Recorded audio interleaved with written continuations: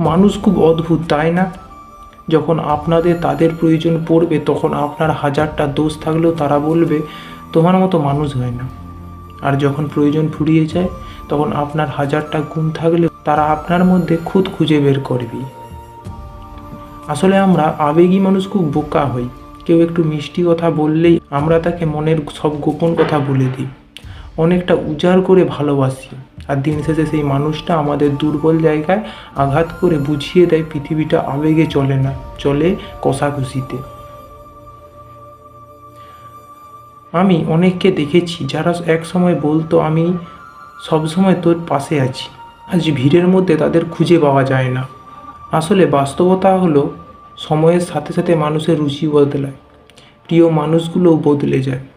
শুধু আমরা যারা মায়ার টানে আটকে থাকি তারাই পিছিয়ে পড়ি। তাই এখন আর কারোর ওপর কোনো অভিযোগ নেই, কারণ আমি বুঝে গেছি মায়া বাড়িয়ে কোনো লাভ নেই। যে থাকা সে এমনিতেই থাকবে, আর যে যাওয়ার সে বাহানা খুঁজে চলে যাবেই।